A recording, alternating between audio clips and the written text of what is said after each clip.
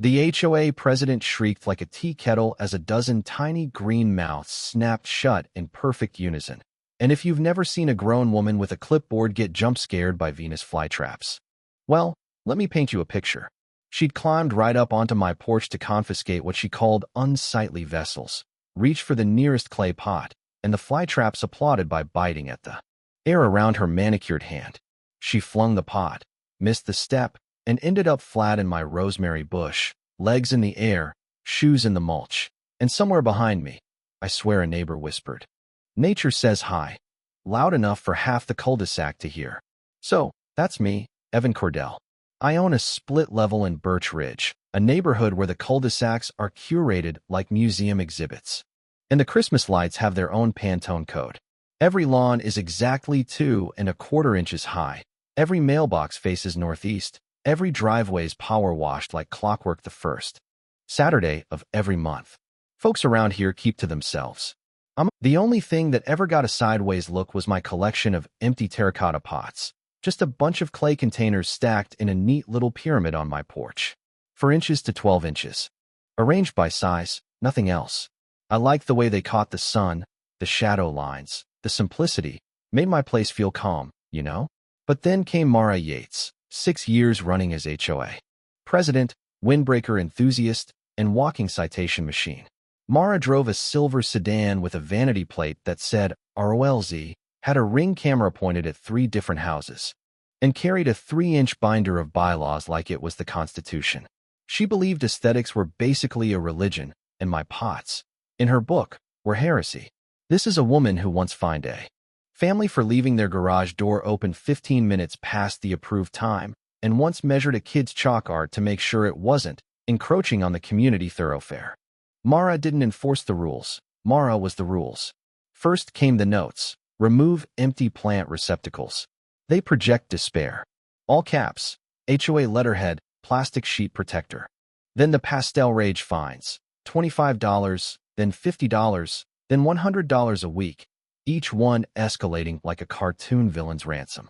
She measured the top pot's diameter with a tape measure during one of her evening patrols and emailed the neighborhood that my porch had aggressively circular decor. Subject: aesthetic concerns on Maple Drive. Yes, she CC'd everybody. One morning, I found her crouched in my hedges with a laser pointer. Said she was assessing porch morale. I asked what that meant. She claimed the pots created a hostile visual environment. She told my next-door neighbor my home was a terracotta cry for help and suggested I seek decor therapy. She even left a business card for an interior designer tucked under my windshield wiper and started a Facebook thread called When Neighbors Stop Caring, featuring a zoomed-in photo of my porch from across the street. I ignored her. I mean, life's short, right? But Mara escalated. She started photographing the pots during my morning jog, brought the vice president over for a joint inspection, and cited me for visual clutter, aesthetic negligence, and willful disregard for community standards. Then, she slipped a 72-hour removal order under my door, citing Rule 14b, no dormant decor. That's where I drew the line. I read the rule, checked the original bylaws, and guess what? It said nothing about empty pots. Just mentioned leaving up holiday decorations past season. That's it. So, instead of rolling over, I got a little creative.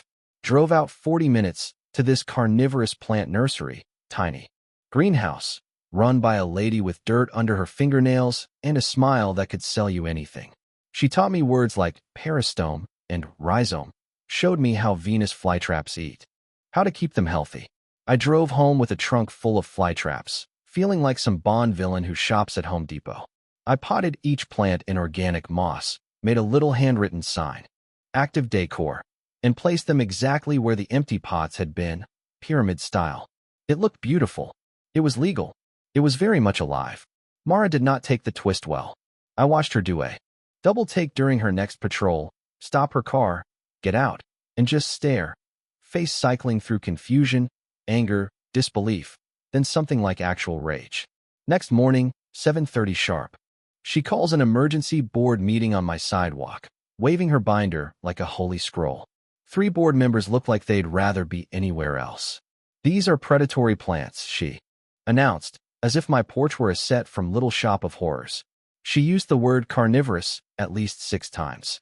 Claimed my flytraps posed a clear and present danger to children and pets. When asked how, she said the traps could snap on fingers. I pointed out they were the size of a quarter. She ignored me, then trespassed, camera in one hand, pruning shears in the other. To abate hostile flora, I was inside, coffee in hand, when I heard her. By the time I got to the door, she'd already snipped off one of the traps for evidence, holding it up to her phone like, CSI, Suburbia. That's when Officer Delaney rolled up, summoned by 3 neighbors who were live-streaming the whole circus.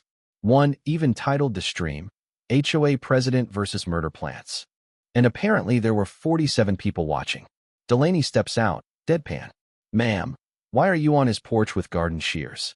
Mara straightens up, dripping with authority. Community safety. His plants have teeth. Delaney, a guy who's probably seen everything Birch Ridge could throw at him, just looks at the tiny green traps, then at the shears, then at me, barely hiding a grin. You want to press trespass charges? He asks. Honestly, I was still thinking about it when Mara started raving about illegal exotics, and, I swear, flashed a neighborhood environmental steward badge that looked like it came out of a kid's sticker book. She claimed she could seize the specimens under emergency powers. And that's when she screwed up. She pulled a little spray bottle from her windbreaker and spritzed my plants, calling it a neutralizer. The breeze caught the mist, carried it right across my lawn. Neighbors coughed. One mom covered her kid's face. Delaney took a step back and went from amused to stone cold. Ma'am, what's in that bottle? He asked. Mara froze. Plant treatment, she said. Delaney asked again. She dodged. He radioed for backup. Turns out, Mara's neutralizer was actually a hardware store pesticide, commercial grade, not even legal for home use without a permit. Within 2 hours, we had the city environmental inspector on the scene, a no-nonsense woman named Chun who took samples, shot photos, and shook her head so hard I thought it might snap off. Then came the county plant conservation officer, since Birch Ridge once posted about native species protection, which Mara had apparently never read. Lucky for me, I'd kept all my receipts. My flytraps were nursery grown, totally legal, native to the Carolinas, and, honestly, kind of cute. The inspector asked for the HOA's chemical safety policy and enforcement logs. Mara refused, citing board privilege. Then tried to delete a folder labeled Yard Crimes off her tablet while the body cam was still running. Someone in the crowd actually gasped. Next day, a magistrate issued a restraining order. HOA couldn't set foot on my property until a hearing. Mara herself was cited for unlicensed pesticide application, which carried fines up to $5 grand. Suddenly, the board was holding closed door meetings about liability, and my neighbors started showing up with lawn chairs and popcorn whenever Mara's sedan rolled by. Somebody made Team Flytrap t-shirts.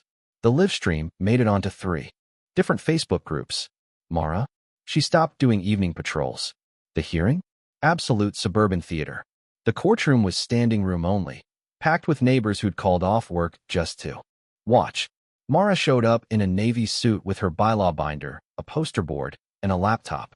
She had a whole slideshow called Predators on Porch, included stock photos of alligators, snapping, turtles, and for reasons I still don't get, a piranha.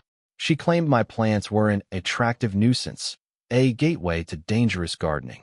She even showed a homemade graph comparing the traps' closure speed to human reflexes, as if someone's toddler was going to lose a finger to a carnivorous plant. The judge listened, then asked if any child had ever been harmed. Mara admitted none had. The city attorney, who seemed to be enjoying herself, played the neighbor's live stream for the court, showing Mara hacking at my plant and declaring, I am the law of landscaping. The whole room lost it. The inspector took the stand, showed lab results. Mara's spray was 3 times the recommended strength, dangerous for pollinators, pets, and potentially the storm drain system. Neighbors who got misted testified about burning eyes, coughing. One woman brought a doctor's note about her kid's respiratory reaction. Then the big reveal. The city attorney pulled up the county records and put them on the monitor. The bylaw Mara cited, Rule 14b, it had been amended 8 months ago, right there in the minutes. Now it allowed for living displays demonstrating horticultural interest. Mara had signed that amendment herself. She just never filed the new version and kept enforcing the old rule. The judge leaned back, looked at my porch placard, active, decor, nice and neat, and grinned. He fined Mara $1,500 personally, not to be paid by HOA funds, for unlicensed pesticide use, sanctioned the HOA $5,000 for improper enforcement and failure to file bylaws, and appointed an independent ombudsman. HOA had to pay for it. Then, as the cherry on top, he ordered Mara to serve 120 hours of community service, maintaining the town pollinator garden every Saturday for 12 weeks. Because irony should be educational, he said. Mara just stood there, mouth opening and closing like one of my fly traps. Someone in the crowd whispered, "Yes," and a few people actually clapped. The judge banged his gavel, and, just like that, it was over. Now here's the best part. Neighbors wave when they walk past. Mara's nowhere to be seen. But sometimes you'll catch her pulling weeds at the city garden, flanked by actual pollinators.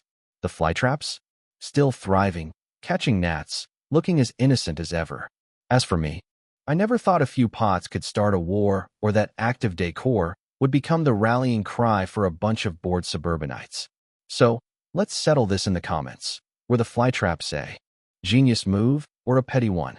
Where's the line between community standards and personal expression? Ever tangled with an HOA enforcer who thought they were the sheriff of suburbia? Share your story below, because around here, justice comes with a little dirt under its fingernails.